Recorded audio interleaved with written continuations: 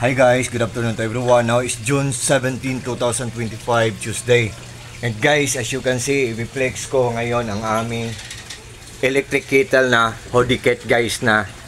Wait guys electric kettle or electric heater guys na through 2.3 liter ang capacity niya guys. Malaki siya guys. At saka 1,500 watts. Hodiket. H-O-D-E-K-T electric kettle. At saka i-open natin guys. I-push natin kasi may arrow guys. So, i-push natin. Yan, na-push na. Open. And 2.0 liter man to siya guys. Oh. Pag nakasaksak to guys, ang color niya is blue. Yan guys oh. Saksak o blue. Lagyan natin ng tubig guys.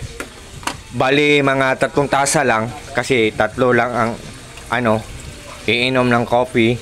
Kasi guys, ang bahay namin guys, honestly guys, hindi mabubuo ang buong day kung walang coffee.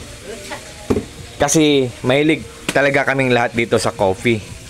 And this is my place guys, simple, small but terrible. At saka ang papat mama ko, nag-aantay na 3 kaming magko-coffee, papa ko at mama ko, yan. Nagwa-watch kami ng TV, so wait guys blue siya ngayon kasi nakasaksak siya. I-on natin, magiging red siya. So yan guys, yan. So yan. Ito ang place ko guys, simple lang guys. Yan ang papa ko, mama ko.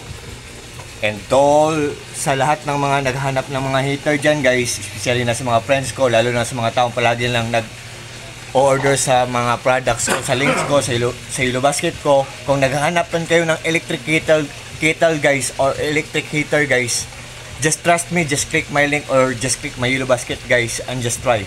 For sure, hindi kayo mag-regret guys.